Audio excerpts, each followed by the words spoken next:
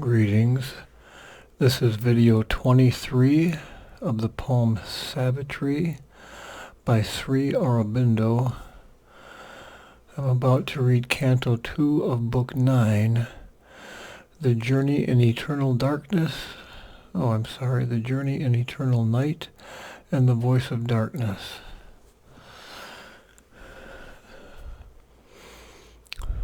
A while, on the chill, dreadful edge of night, all stood as if a world were doomed to die, and waited on the eternal silence's brink.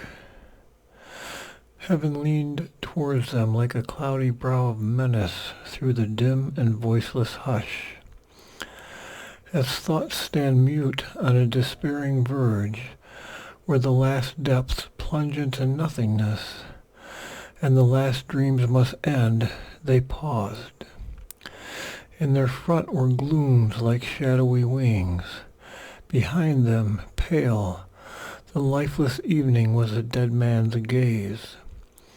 Hungry beyond, the night desired her soul. But still in its lone niche of templed strength, motionless her flame-bright spirit, mute, erect, burned like a torch fire from a windowed room, pointing against the darkness's somber breast. The woman first affronted the abyss, daring to journey through the eternal night. Armored with light, she advanced her foot to plunge into the dread and hueless vacancy. Immortal, unappalled, her spirit faced the danger of the ruthless, eyeless waste.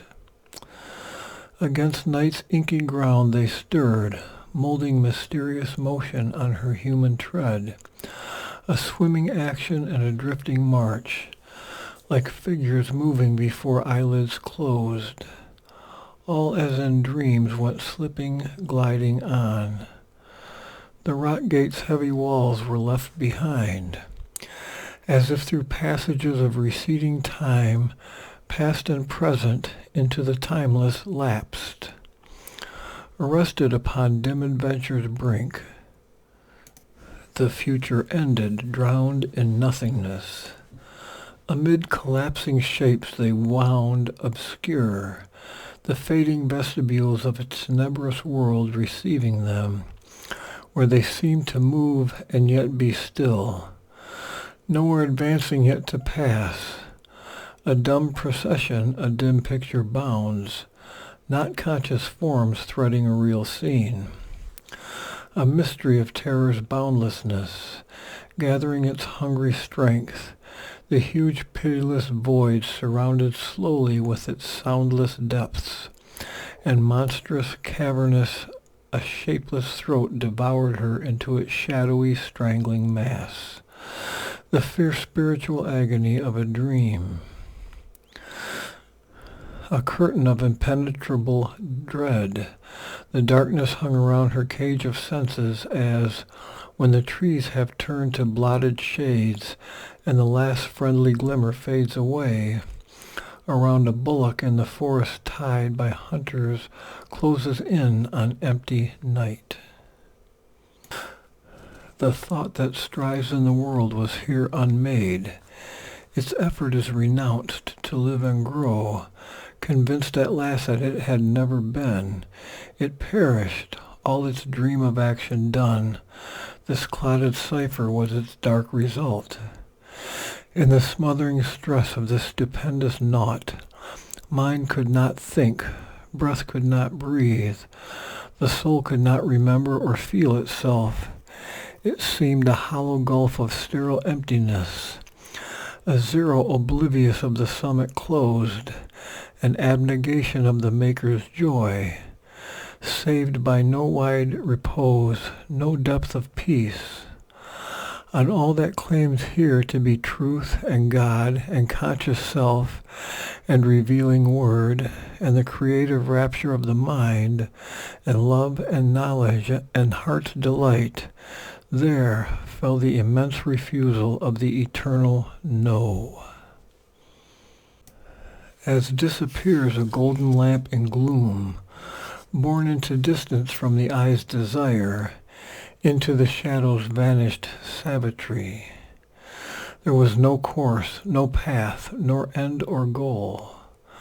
Visionless she moved amid insensible gulfs, or drove through some great black unknowing waste, or whirled in a dumb eddy of meeting winds, assembled by the titan hands of chance.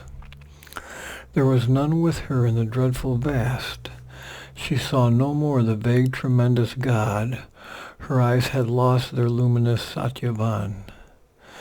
Yet not for this her spirit failed, but held more deeply than the bounded senses can, which grasp externally and find to lose its object loved. So when on earth they lived, she had felt him straying through the glades a scene in her, its clefts her being's vistas, opening their secrets to his search and joy, because to jealous sweetness in her heart, whatever happy space his cherished feet preferred, must be at once her soul embracing his body, passioning dumbly to his tread. But now a silent gulf between them came, and to abysmal loneliness she fell, even from herself cast out, from love remote.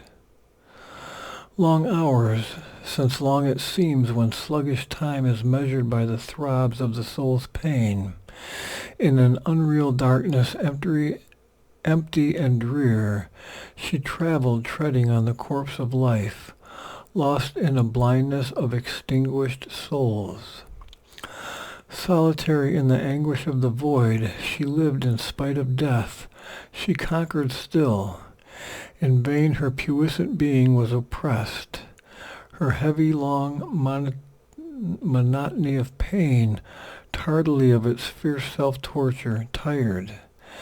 At first a faint, inextinguishable gleam, pale but immortal, flickered in the gloom, as if a memory came to spirits dead.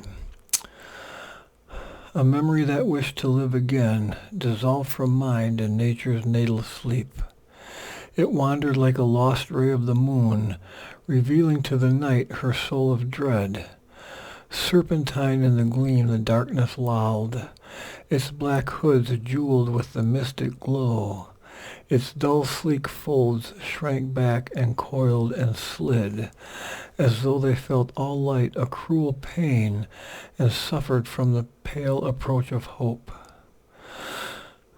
Night felt assailed, her heavy, somber reign, the splendor of some bright eternity threatened with this faint beam of wandering truth, her empire of the everlasting naught. Implacable in her intolerant strength, and confident that she alone was true, she strove to stifle the frail, dangerous ray. Aware of an all-negating immensity, she reared her giant head of nothingness, her mouth of darkness swallowing all that is. She saw in herself the tenebrous absolute. But still the light prevailed, and still it grew, and Savitri to her lost self awoke. Her limbs refused the cold embrace of death. Her heartbeats triumphed in the grasp of pain. Her soul persisted, claiming for its joy the soul of the beloved now seen no more. Before her in the stillness of the world, once more she heard the treading of a god, and out of the dumb darkness Satyavan, her husband, grew into a luminous shade. Then a sound paled through the dead monstrous realm, vast like the surge in a tired swimmer's ears, clamoring, a fatal iron-hearted roar, death missioned to the night his lethal call. This is my silent dark immensity. This is the home of everlasting night. This is the secrecy of nothingness, entombing the vanity of life's desires. Hast thou beheld thy source, O transient heart, and known from what the dream thou art was made? In this stark sincerity of nude emptiness, hopest thou still always to last and love? The woman answered not. Her spirit refused the voice of night that knew, and death that thought. In her beginningless infinity, through her soul's reaches unconfined she gazed. She saw the undying fountains of her life. She knew herself eternal without birth.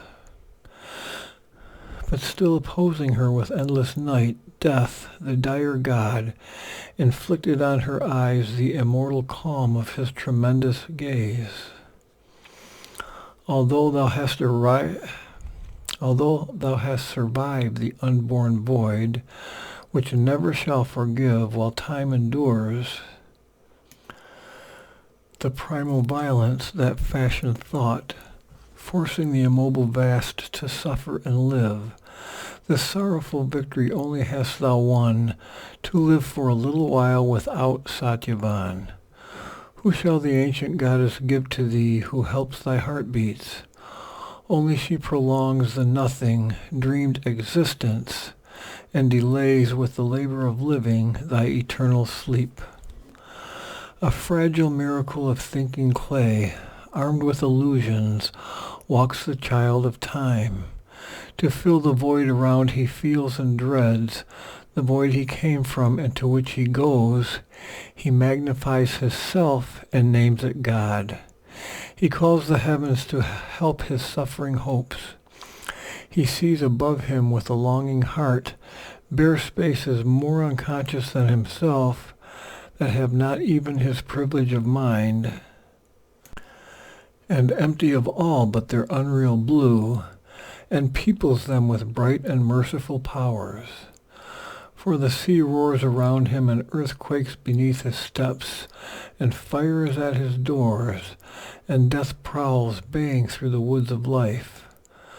Moved by the presences with which he yearns, he offers in implacable shrines his soul, and clothes all with the beauty of his dreams.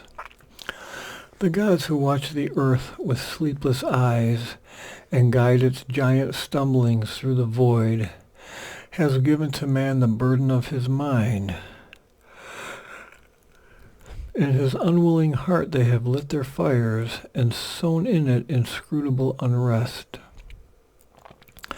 His mind is a hunter upon tracks unknown. Amusing time with vain discovery, he deepens with thought the mystery of his fate, and turns to song his laughter and his tears.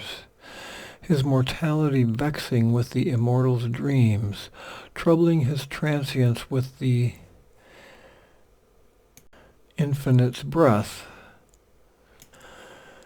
They give him hungers which no food can fill. He is the cattle of the shepherd gods.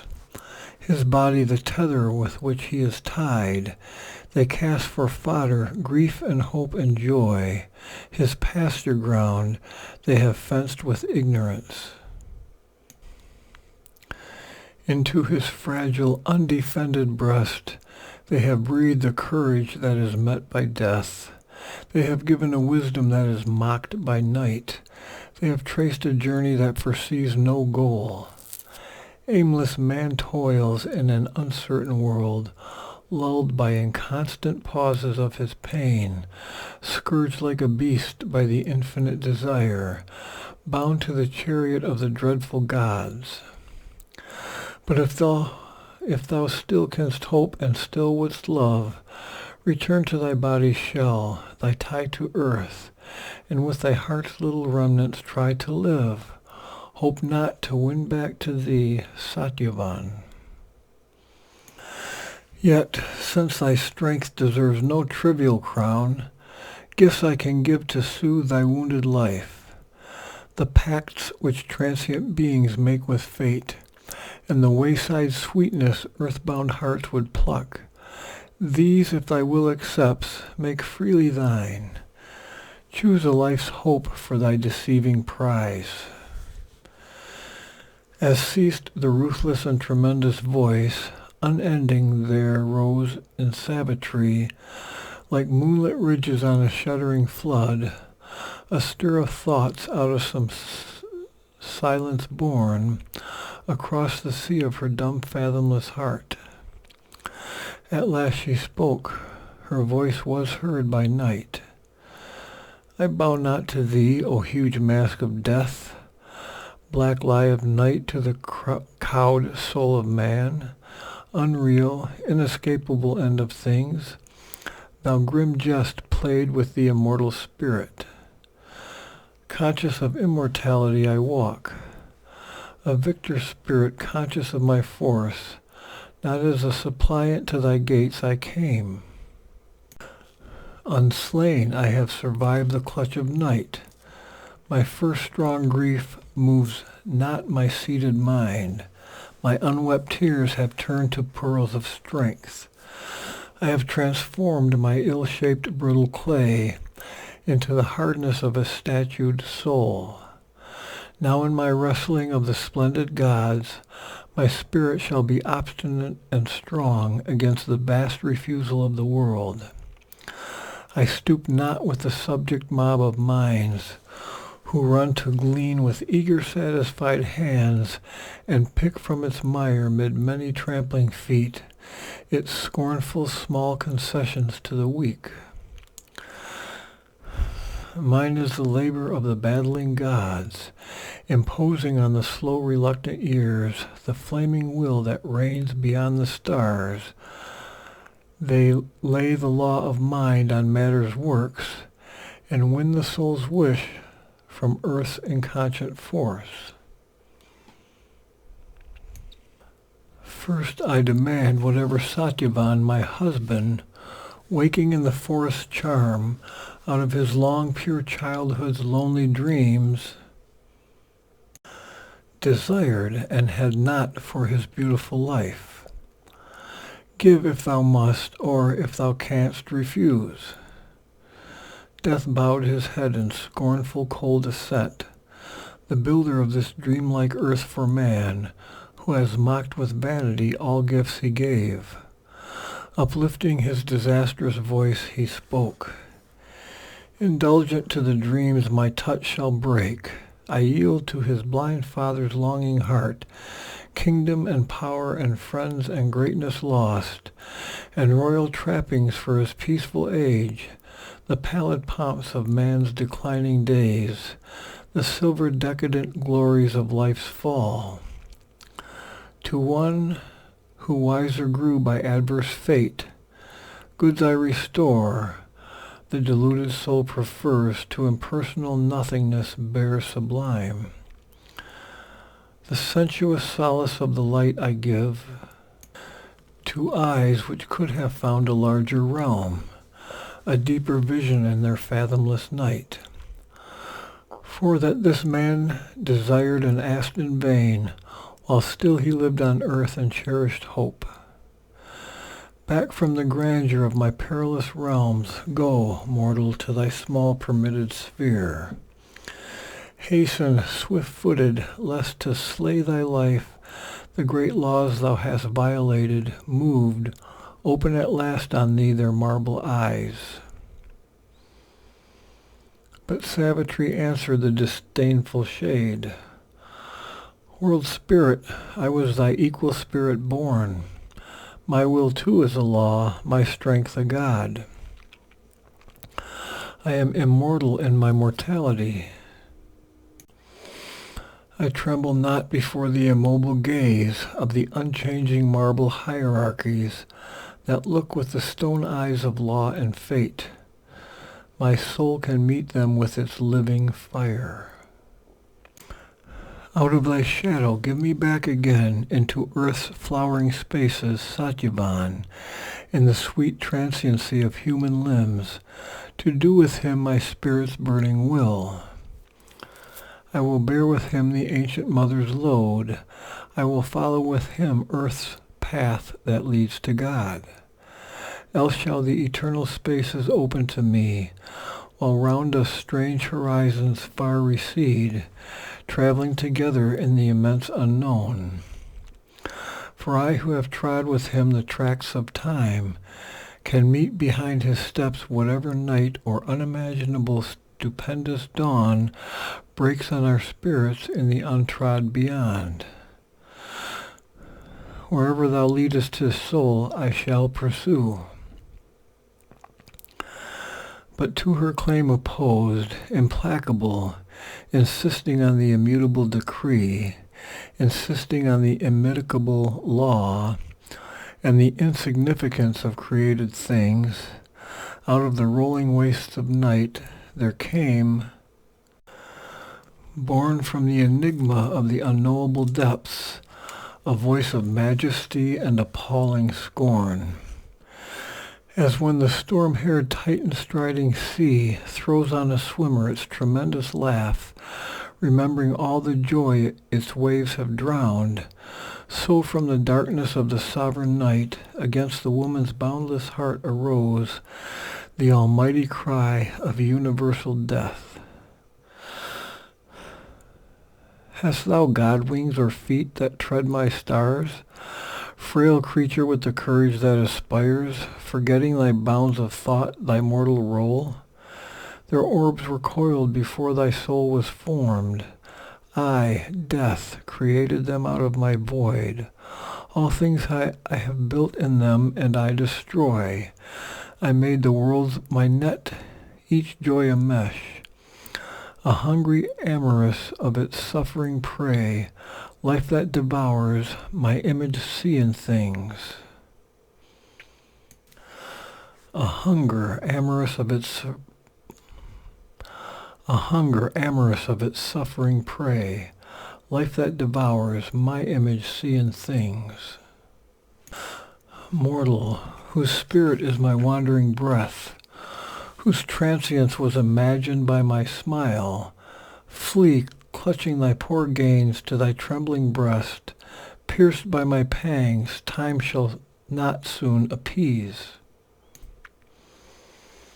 Blind slave of my deaf force, which I compel to sin that I may punish, to desire that I may scourge thee with despair and grief, and thou come bleeding to me at last, thy nothingness recognized, my greatness known, turn nor attempt forbidden happy fields, meant for the souls that can obey my law, lest in their somber shrines they tread awake from their uneasy, iron-hearted sleep, the Furies who avenge fulfilled desire.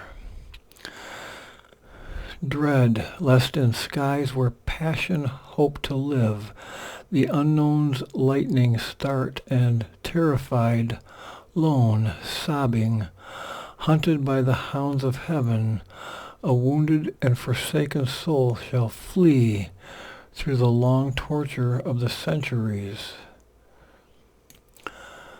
Nor many lives exhaust the tireless wrath hell cannot slake, nor heaven's mercy assuage. I will take from thee the black eternal grip, clasping in thy heart thy fate's exiguous dole. Depart in peace, if peace for man is just. But Savitri answered, meeting scorn with scorn, the mortal woman to the dreadful Lord. Who is this God imagined by thy night, contemptuously creating worlds disdained, who made for vanity the brilliant stars? Not he who has reared his temple in my thoughts, and made his sacred floor my human heart. My God is will and triumph in his paths. My God is love and sweetly suffers all. To him I have offered hope for sacrifice, and gave my longings as a sacrament. Who shall prohibit or hedge in his course? The wonderful, the charioteer, the swift, a traveler on the million roads of life, his steps familiar with the lights of heaven, tread without pain the sword-paved courts of hell. There he descends to edge eternal joy. Love's golden wings have power to fan thy void. The eyes of love gaze starlike through death's night. The feet of love tread naked hardest worlds. He labors in the depths, exults on the heights. He shall remake thy universe, O death. She spoke, and for a while no voice replied, while still they traveled through the trackless night, and still that gleam was like a pallid eye troubling the darkness with its doubtful gaze. Then once more came a deep and perilous pause in that unreal journey through blind naught. Once more a thought, a word in the voice arose, and death made answer to the human soul. What is thy hope? To what dost thou aspire?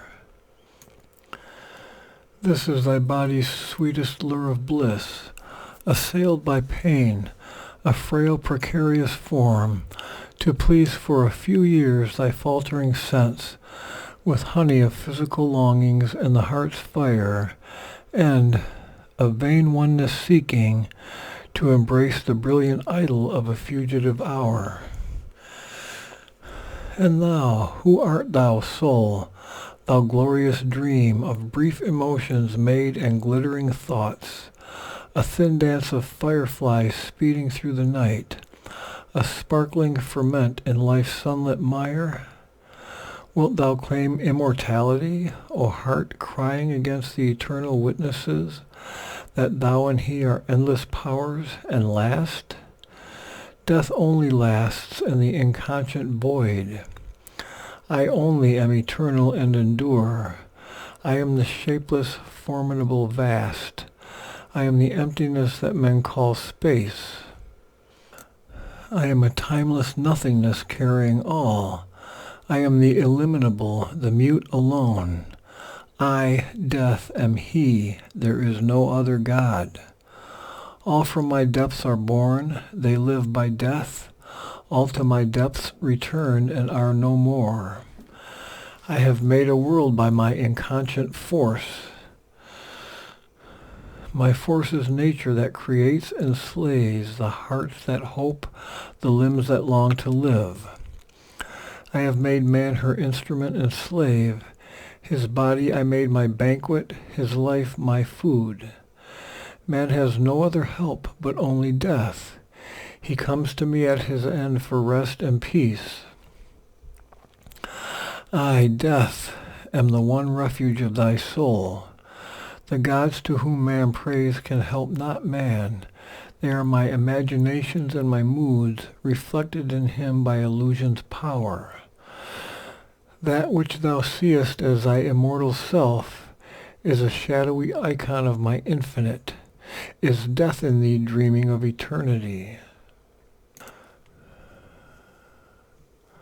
I am the immobile in which all things move.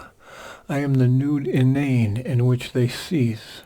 I have no body and no tongue to speak. I commune not with human eye and ear. Only thy thought gave a figure to my void. Because, O aspirant to divinity, thou callest me to wrestle with thy soul, I have assumed a face, a form, a voice.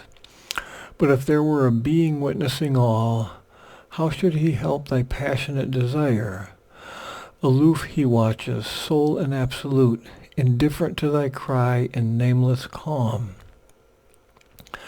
His being is pure, unwounded, motionless, one. One endless watches the inconscient scene where all things perish as the foam of the stars. The one lives forever. There no Satyavan changing was born, and there's no Savitri. Claims from brief life her bribe of joy. Their love can never, with his fretful eyes of tears, nor time is there, nor the vain vast of space. It wears no living face, it has no name, no gaze, no heart that throbs. It asks no second to aid its being or to share its joys. It is delight immortally alone. If thou desirest immortality, be then alone sufficient to thy soul. Live in thyself, forget the man thou lovest. My last grand death shall rescue thee from life. Then shalt thou rise into thy unmoved source. But Savitri replied to the dreadful voice, O death, who reasonest, I reason not. Reason that scans and breaks, but cannot build, or builds in vain because she doubts her work. I am, I love, I see, I act, I will. Death answered her one deep surrounding cry.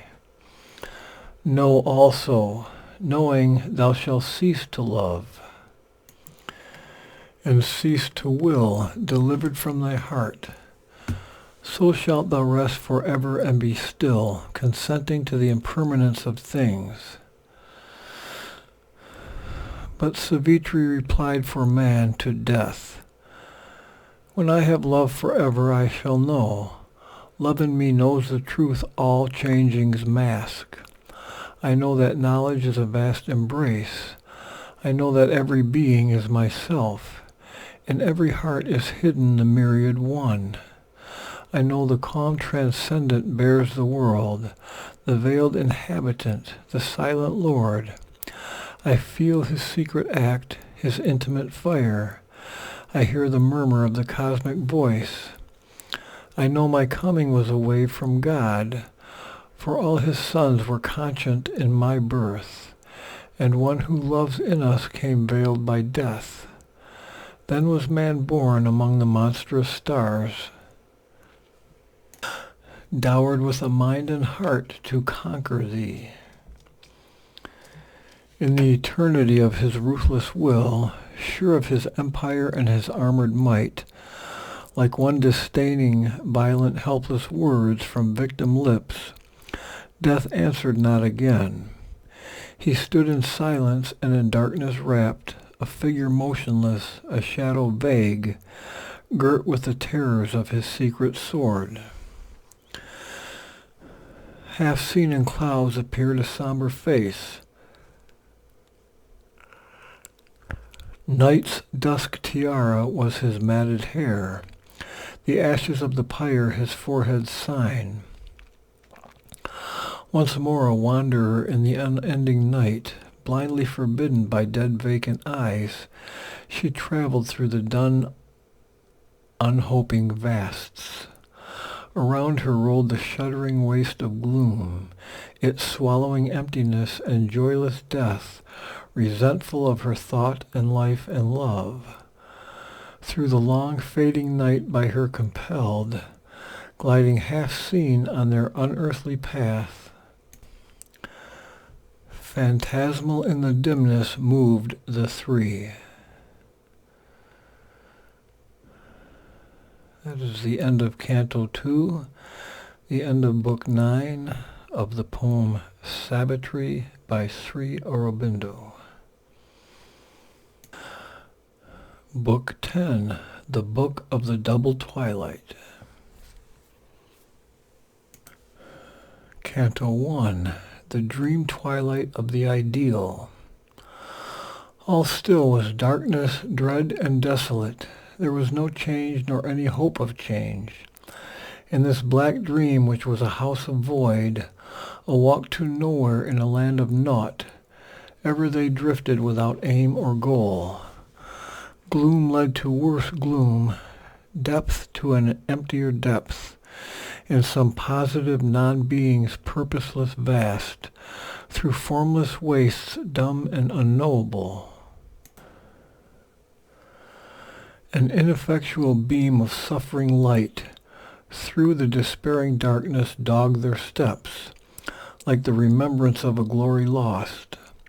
Even while it grew, it seemed unreal there, yet haunted Nihil's chill stupendous realm, unquenchable, perpetual, lonely, null. A pallid ghost of some dead eternity. It was as if she must pay now her debt, her vain presumption to exist and think to some brilliant Maya that conceived her soul. This must she absolve with endless pangs, her deep original sin, the will to be, and the sin last, greatest, the spiritual pride, that made of dust equaled itself with heaven, its scorn of the worm writhing in the mud, condemned ephemeral, born from nature's dream, refusal of the transient creature's role, the claim to be a living fire of God, the will to be immortal and divine. In that tremendous darkness, heavy and bare, she atoned for all since the first act whence sprang the error of the consciousness of time, the rending of the inconscient seal of sleep, the primal and unpardoned revolt that broke the peace and silence of the nothingness which was before a seeming universe appeared in a vanity of imagined space, and life arose, engendering grief and pain. A great negation was the real's face, prohibiting the vain process of time, and when there is no world, no creature more, when time's intrusion has been blotted out, it shall last, unbodied, saved from thought, at peace.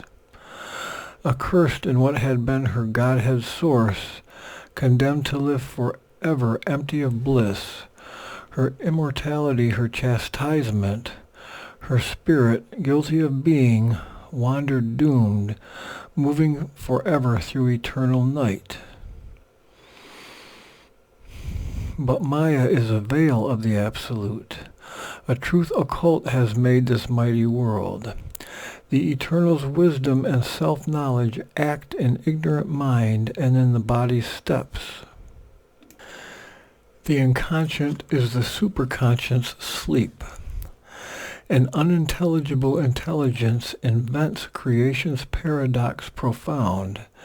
Spiritual thought is crammed in matter's forms. Unseen, it throws out a dumb energy and works a miracle by a machine. All here is a mystery of life's contraries. Darkness a magic of self-hidden light. Suffering some secret rapture's tragic mask. And death an instrument of perpetual life. Although death walks beside us on life's road, a dim bystander at the body's start, and a last judgment on man's futile works, other is the riddle of his ambiguous force. Other is the riddle of its ambiguous face. Death is a stair, a door, a stumbling stride the soul must take to cross from birth to birth, a great defeat pregnant with victory. A whip to lash us towards our deathless state. The inconscient world is the spirit's self-made room, eternal night, shadow of eternal day. Night is not our beginning nor our end. She is the dark mother in whose womb we have hid, safe from too swift a waking to world pain. We come to her from a supernal light. By light we live, and to the light we go. Here in the seat of darkness mute and lone, in the heart of everlasting nothingness, light conquered now even by that feeble beam, its faint infiltration drilled the blind deaf mass. Almost it changed into a glimmering sight that housed the phantom of an aureate sun, whose orb pupilled the eye of nothingness. A golden fire came in and burned night's heart. Her dusky mindlessness began to dream. The inconscient conscious grew. Night felt and thought. Assailed in the sovereign emptiness of its reign, the intolerant darkness paled and drew apart, till only a few black remnants stained that ray. But on a failing edge of dumb lost space, still a great dragon body sullenly loomed, Adversary of the slow struggling dawn, defending its ground of tortured mystery, it trailed its coils through the dread martyred air, and curving fled down a gray slope of time. There is a morning twilight of the gods, miraculous from sleep their forms arise, and God's long nights are justified by dawn. There breaks a passion and a splendor of new birth, and hue-winged visions stray across the lids. Heaven's chanting heralds waken dim-eyed space. The dreaming deities look beyond the scene and fashion in their thoughts the ideal worlds. Sprung from a limitless moment of desire that once had lodged in some abysmal heart. Past was the heaviness of the eyeless dark, and all the sorrow of the night was dead. Surprised by a blind joy with groping hands, like one who wakes to find his dreams were true, into a happy, misty twilight world, where all ran after light and joy and love, she slipped. There far-off raptures drew more close, and deep anticipations of delight, forever eager to be grasped and held, were never grasped, yet breathed strange ecstasy. A pearl-winged indistinctness fleeting swam, an air that dared not suffer too much light.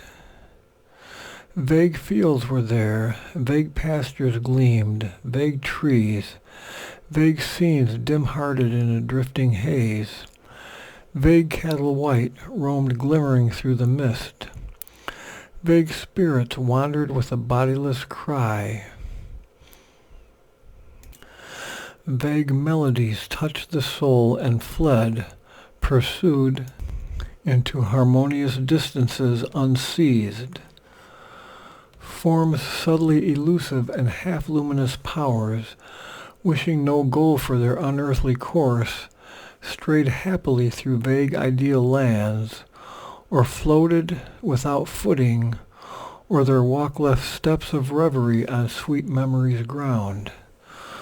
Or they paced to the mighty measure of their thoughts, led by a low far chanting of the gods. A ripple of gleaming wings crossed the far sky. Birds like pale-bosomed imaginations flew, with low disturbing voices of desire, and half-heard lowings drew the listening ear, as if the sun-god's brilliant kine were there, hidden in mist and passing towards the sun.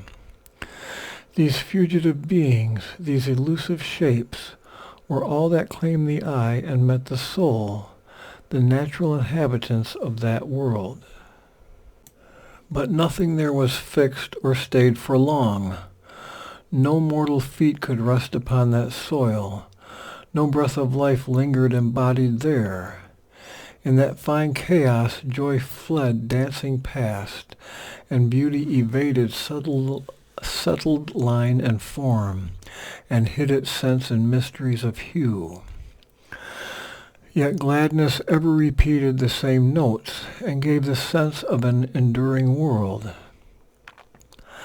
There was a strange consistency of shapes, and the same thoughts were constant passers-by, and all renewed unendingly its charm, alluring ever the expectant heart, like music that one always waits to hear, like the recurrence of a haunting rhyme. One touched incessantly things never ceased, a skirt of worlds invisibly divine, as if a trail of disappearing stars there showered upon the floating atmosphere colors and lights and evanescent gleams that called to follow into a magic heaven, and in each cry that fainted on the ear there was the voice of an unrealized bliss. An adoration reigned in the yearning heart, a spirit of purity, an elusive presence of fairy beauty and ungrasped delight, whose momentary and escaping thrill, however unsubstantial to our flesh, and brief even in imperishableness, much sweeter seemed than any rapture known, earth, or all-conquering heaven can ever give. Heaven ever young, and earth too firm and old, delay the heart by immobility. Their raptures of creation last too long. Their bold formations are too absolute. Carved by an anguish of divine endeavor, they stand up sculptured on the eternal hills, or quarried from the living rocks of God, with immortality by perfect form. They are too intimate with eternal things, vessels of infinite significances. They are too clear, too great, too meaningful. No mist or shadow soothes the vanquished sight, no soft penumbra of incertitude. These only touched a golden hem of bliss, the gleaming shoulder of some godlike hope, the flying feet of exquisite desires. On a slow trembling brink between night and day, they shone like visitants from the morning star. Satisfied beginnings of perfection, first tremulous imaginings of a heavenly world. They mingle in a passion of pursuit, thrilled with a spray of joy, too slight to tire. All in this world was shadowed forth, not limned, like faces leaping on a fan of fire, or shapes of wonder in a tinted blur, like fugitive landscapes painting silver mists. Here vision fled back from the sight alarmed, and sound sought refuge from the earth's surprise, and all experience was a hasty joy.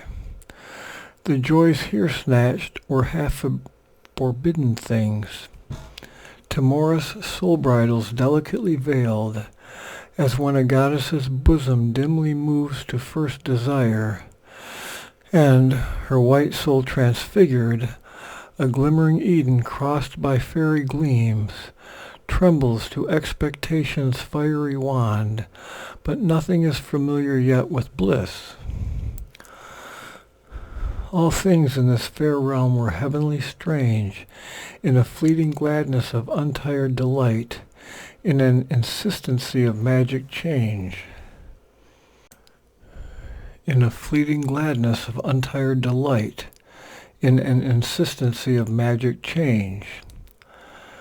Past vanishing hedges, hurrying hints of fields, mid swift escaping lanes that fled her feet, journeying she wished no end, as one through clouds travels upon a mountain ridge, and hears arising to him out of hidden depths sound of invisible streams.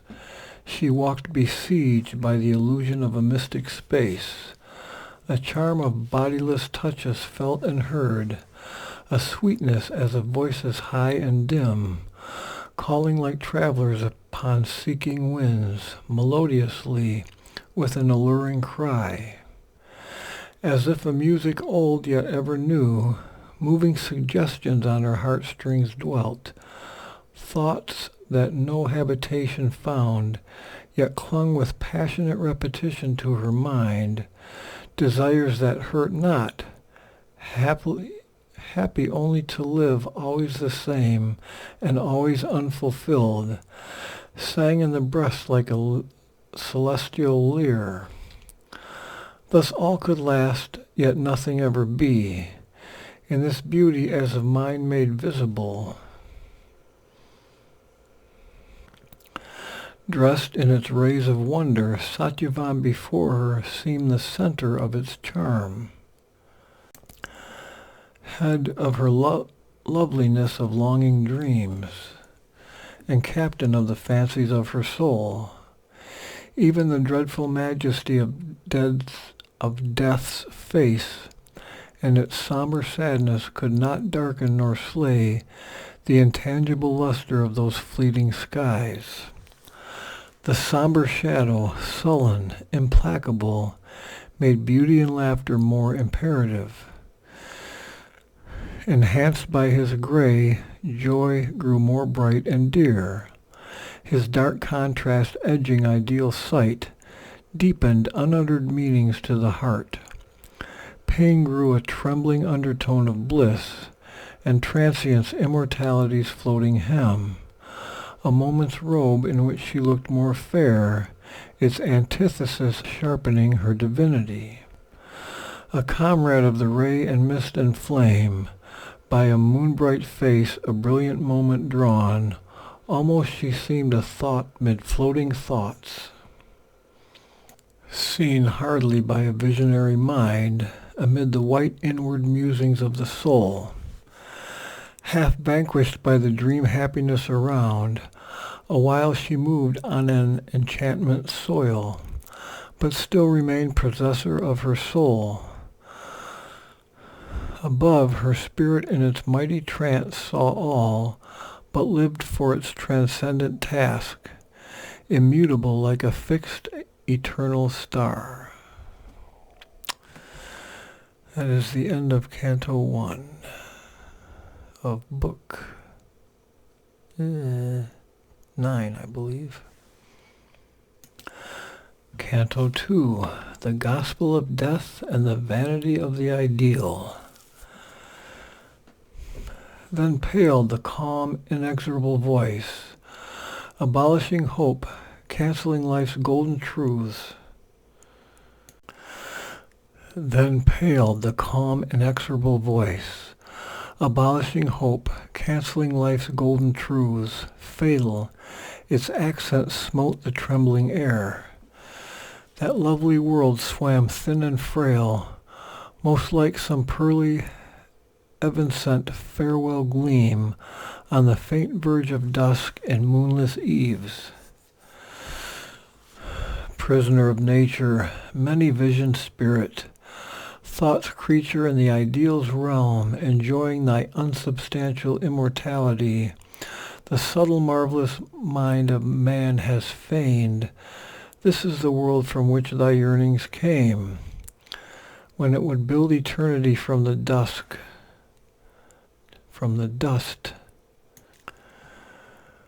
Man's thought paints images, illusion rounds, prophesying glories it shall never see. It labors delicately among its dreams. Behold this fleeting of light-tasseled shapes, aerial raiment of unbodied gods, a rapture of things that never can be born. Hope chants to hope, a bright immortal choir. Cloud satisfies cloud, phantom to longing phantom, leans sweetly, sweetly is clasp, or sweetly chaste. This is the stuff from which the ideal is formed. Its builder is thought, its base the heart's desire. But nothing real answers to their call. The ideal dwells not in heaven, nor on the earth, a bright delirium of man's ardor of hope, drunk with the wine of its own fantasy. It is a brilliant shadow's dreamy trail. Thy vision's error builds the azure skies. Thy vision's error drew the rainbow's arch. Thy mortal longings made for thee a soul. This angel in thy body thou callest love, who shapes his wings from thy emotions' hues, in a ferment of thy body has been born, and with the body that housed it, it must die. It is a passion of thy yearning cells. It is flesh that calls to flesh to serve its lust. It is thy mind that seeks an answering mind, and dreams awhile that it has found its mate. It is thy life that asks a human prop to uphold its weakness, lonely in the world, or feeds its hunger on another's life. A beast of prey that pauses in its prowl, It crouches under a bush in splendid flower to seize a heart and body for its food. This beast thou dreamest immortal and a god. O human mind, vainly thou torturest an hour's delight to stretch through infinity's long void and fill its formless, passionless gulfs, persuading the insensible abyss to lend eternity to perishing things, and trickest the fragile movements of thy heart with thy spirit's feint of immortality. All here emerges born from nothingness, and circles at last by the emptiness of space, a while upheld by an unknowing force, then crumbles back into its parent naught. Only the mute alone can forever be. In thee alone there is no room for love. In vain to clothe love's perishable mud, thou hast woven on the immortal's borrowed loom the ideal's gorgeous and unfading robe. The ideal never yet was real made. Imprisoned in form that glory cannot live, into a body shut it breathes no more, intangible, remote, forever pure. A sovereign of its own brilliant void, unwilling it descends to earthly air, to inhabit a white temple in man's heart. In his heart it shines rejected by his life. Immutable, bodiless, beautiful, grand and dumb, immobile on its shining throne it sits. Dumb it receives his offering and his prayer.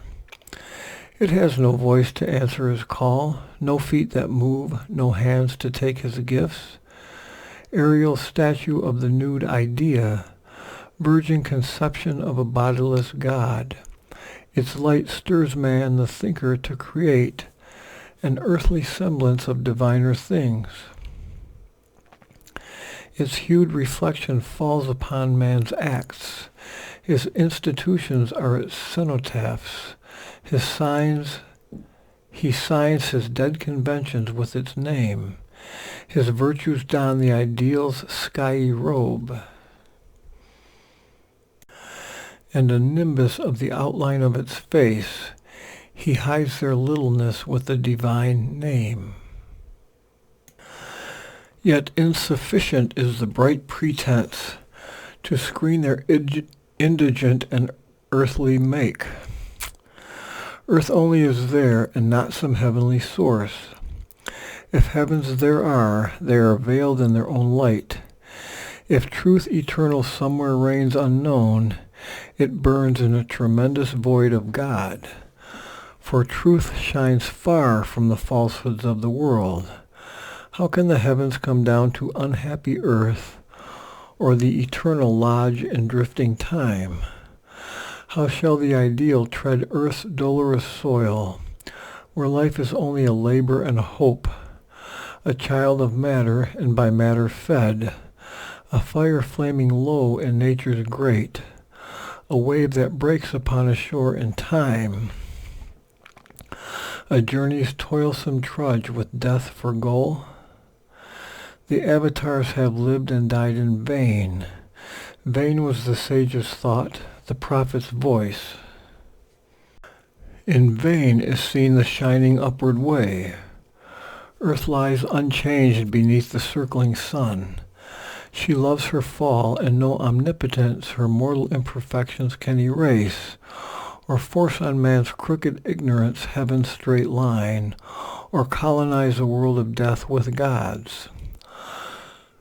O traveler in the chariot of the sun, high priestess in thy holy fancy's shrine, who with a magic ritual in an earth's house worshipest ideal and eternal love, what is thy love thy thought has deified, this sacred legend and immortal myth?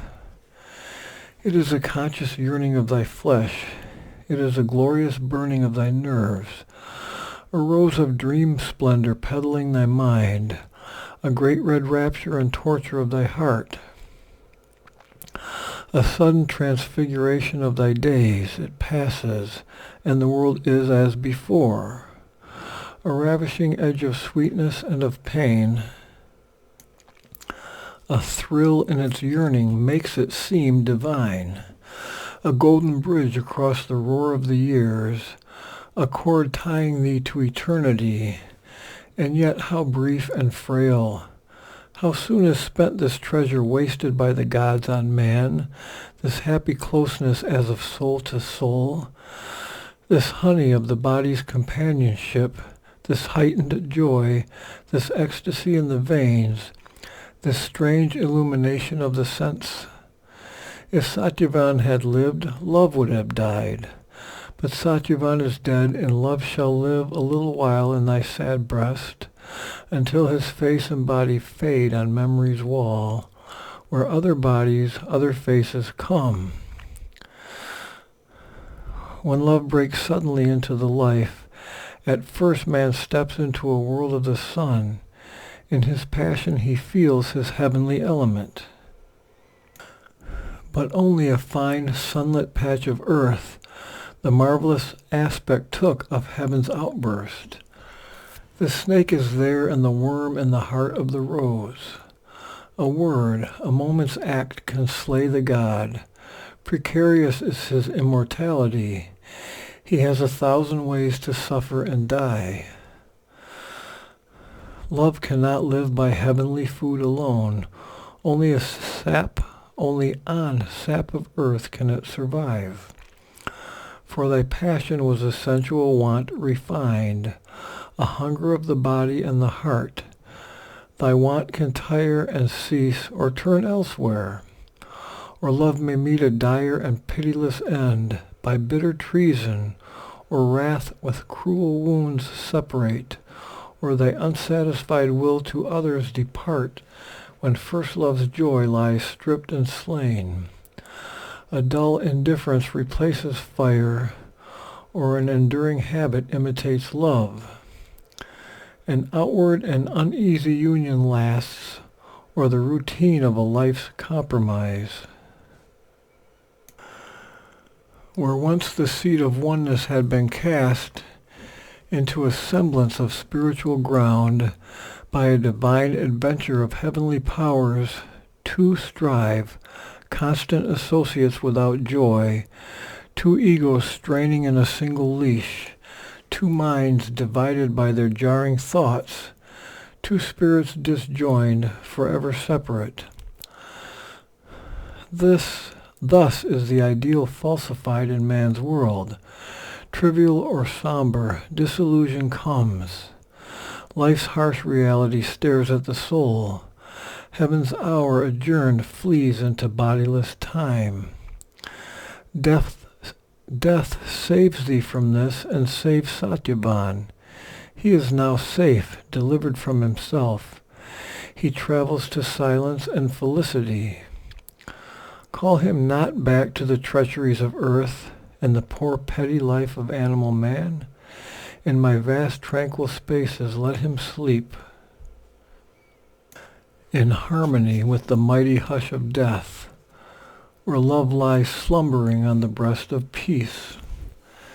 And thou, go back alone to thy frail world.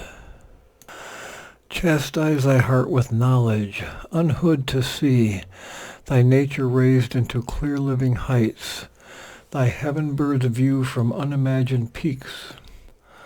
For when thou givest thy spirit to a dream, soon hard necessity will smite thee awake.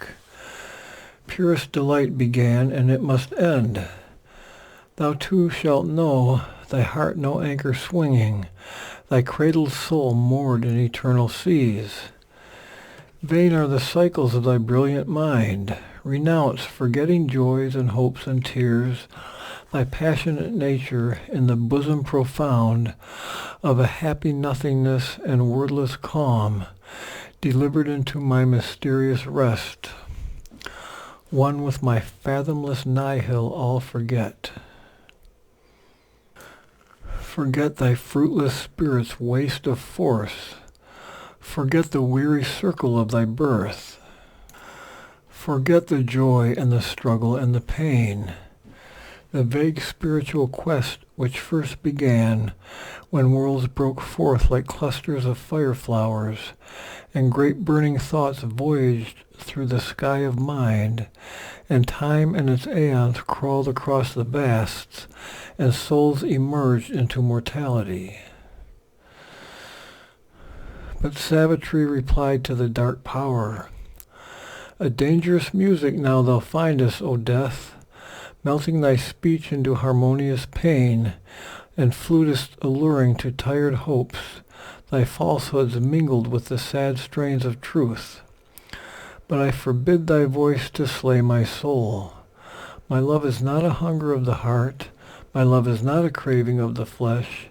It came to me from God, to God returns. Even in all that life and man have marred, a whisper of divinity still is heard. A breath is felt from the eternal spheres, allowed by heaven and wonderful to man, a sweet fire rhythm of passion chants to love. There is a hope in its wild infinite cry. It rings with callings from forgotten heights, and when its strains are hushed to high-winged souls in their empyrean, its burning breath survives beyond.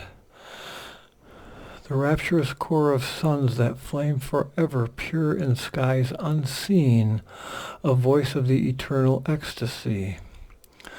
One day I shall behold my great sweet world, put off the dire disguises of the gods, unveil from terror and disrobe from sin.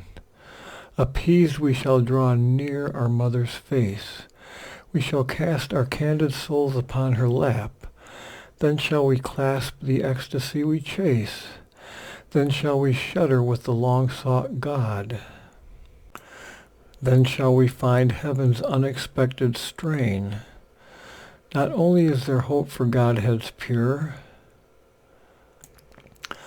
the violent and darkened deities leap down from the one breast in rage to find what the white gods had missed. They too are safe.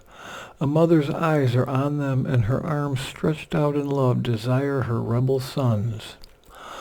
One who came love and lover and beloved eternal, built himself a wondrous field, and wove the measures of a marvelous dance. There in its circles and its magic turns, attracted he arrives, repelled he flees.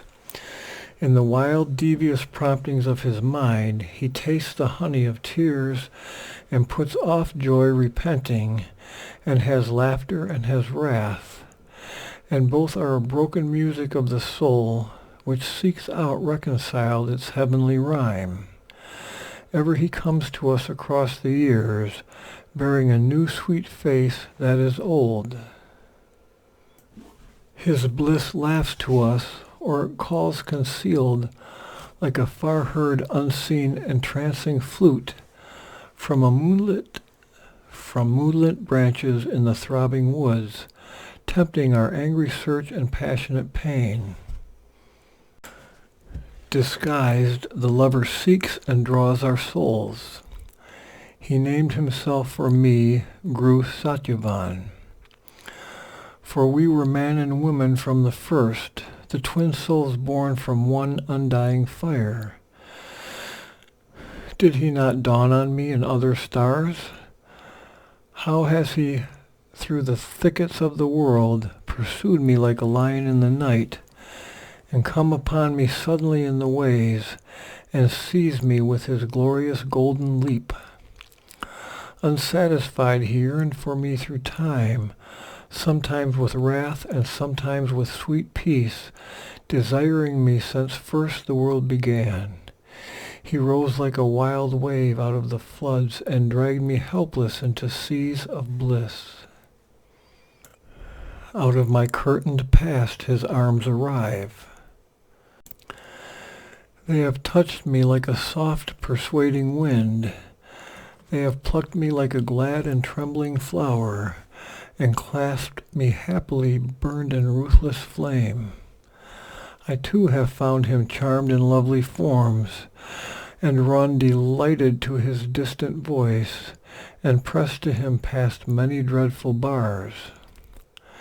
If there is a yet happier, greater God, let him first wear the face of Satyavan, and let his soul be one with him I love. So let him seek me that I may desire. For only one heart beats within my breast, and one God sits there throned. Advance, O death, beyond the phantasm beauty of this world, beyond the phantom beauty of this world, for of its citizens I am not one. I cherish the God of fire, not the God of dream. But death once more inflicted on her heart the majesty of his calm and dreadful voice. A bright hallucination are thy thoughts, a prisoner haled by a spiritual cord, of thy own sensuous will the ardent slave. Thou sendest eagle-poised to meet the sun, words winged with the red splendor of thy heart. But knowledge dwells not in the passionate heart. The heart's words fall back unheard from wisdom's throne. Vain is thy longing to build heaven on earth, artificer of ideal and idea, mind, child of matter in the womb of life, to higher levels persuades his parents' steps. Inapt, they follow ill the daring guide. But mind, a glorious traveler in the sky, walks lamely on the earth with footsteps slow. Hardly he can mold the life's rebellious stuff. Hardly can he hold the galloping hooves of sense. His thoughts look straight into the very heavens. They draw their gold from a celestial mine. His acts work painfully a common ore. All thy high dreams were made by matter's mind, to solace its dull work in matter's jail, its only house where it alone seems true. A solid image of reality, carved out of being to prop the works of time, matter on the firm earth sits strong and sure. It is the firstborn of created things. It stands the last when mind and life are slain, and if it ended, all would cease to be. All else is only its outcome or its phase. Thy soul is a brief flower by the gardener mind, created in thy matter's terrain plot. It perishes with the plant on which it grows, for from earth's sap it draws its heavenly hue. Thy thoughts are gleams that pass on matter's verge, thy life a lapsing wave on matter's sea, a careful steward of truth's limited means, treasuring her founded facts from the squandering power. It tethers mind to the tent posts of sense, to a leaden gray routine clamps life's caprice, and ties all creatures with the cords of law. A vessel of transmuting alchemies, a glue that sticks together mind and life. If matter fails, all crumbling cracks and falls. All upon matter stands as on a rock. Yet this security and guarantor, pressed for credentials, an impostor proves, a cheat of substance where no substance is, an appearance and a symbol and a naught. Its forms have no original right to birth. Its aspect of fixed stability is the cover of a captive motion's swirl, an order of the steps of energy's dance, whose footmarks leave forever the same signs, a concrete face of unsubstantial time, a trickle dotting the emptiness of space.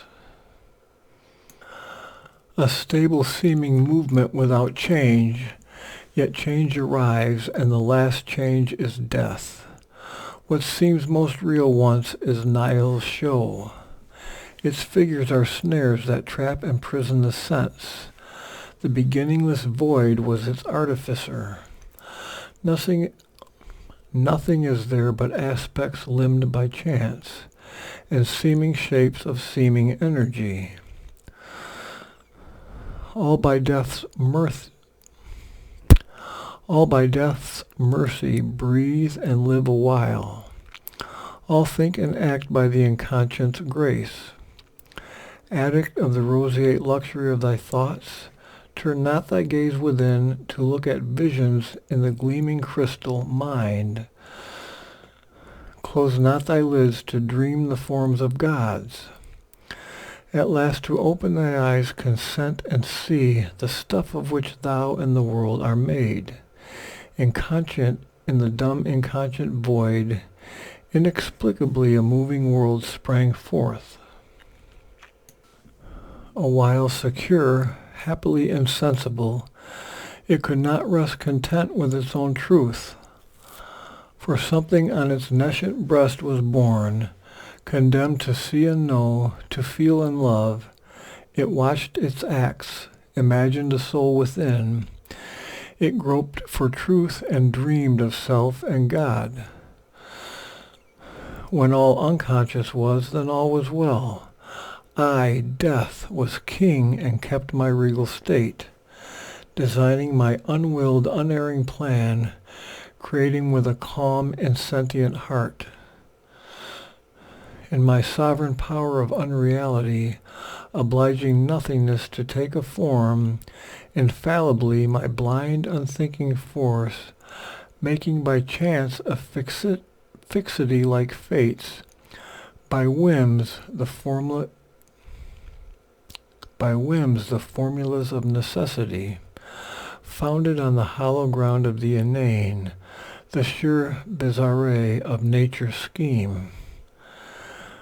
I curve the vacant ether into space, a huge expanding and contracting breath, harbored the fires of the universe. I struck out the supreme original spark and spread its sparse ranked armies through the inane, manufactured the stars from the occult radiances, marshaled the platoons of the invisible dance. I formed Earth's beauty out of atom and gas, and built from chemic plasm the living man. Then thought came in and spoiled the harmonious world. Matter began to hope and think and feel. Tissue and nerve bore joy and agony. The inconscient cosmos strove to learn its task. An ignorant personal God was born in mind, and to understand invented reason's law, the impersonal vast throbbed back to man's desire. A trouble rocked the great world's blind, still heart, and nature lost her wide, immortal calm. Thus came this warped, incomprehensible scene of souls enmeshed in life's delight and pain, and matter's sleep and mind's mortality, of beings in nature's prison waiting death, and consciousness left in seeking ignorance, an evolution's slow arrested plan. This is the world in which thou movest, astray in the tangled pathways of the human mind, in the issueless circling of thy human life, searching for thy soul and thinking God is here. But where is room for soul or place for God in the brute immensity of a machine? A transient breath thou takest for thy soul, born from a gas, a plasm, a sperm, a gene, a magnified image of man's mind for God, a shadow of thyself thrown upon space.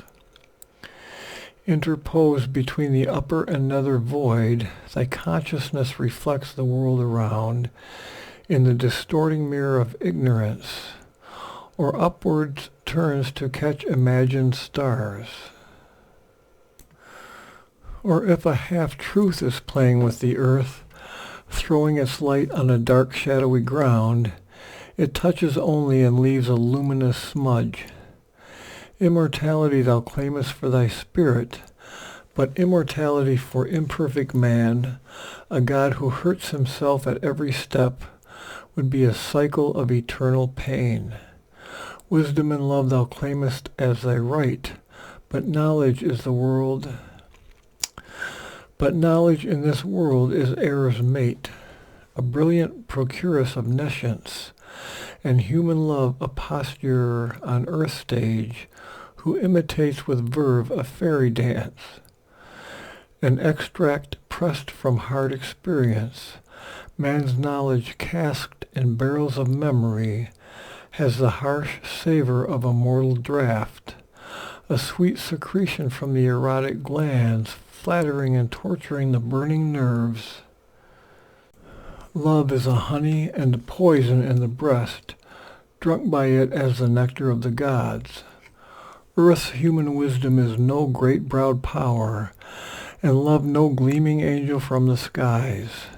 If they aspire beyond earth's dullard air, arriving sunwards with frail waxen wings, how high could reach that forced unnatural flight? But not on earth can divine wisdom reign, and not on earth can divine love be found.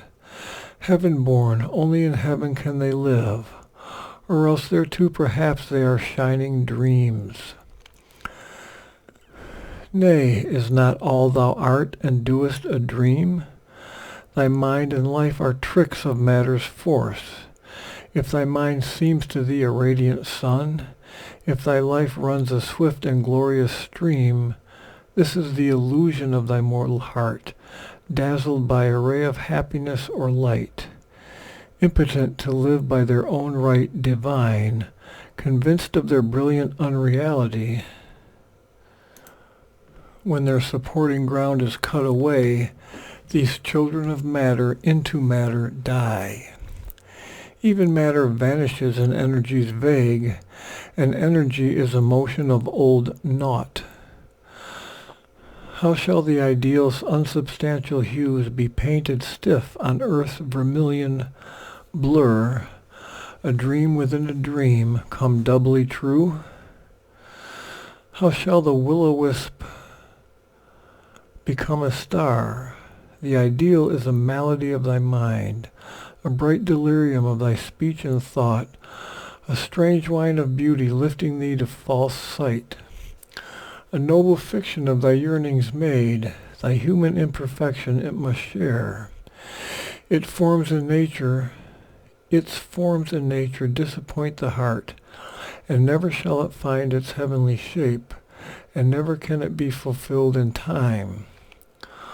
O soul misled by the splendor of thy thoughts, O earthly creature with thy dream of heaven, obey, resigned and still, the earthly law. Accept the brief light that falls upon thy days. Take what thou canst of life's permitted joy. Submitting to the ordeal of fate's scourge, suffer what thou must of toil and grief and care.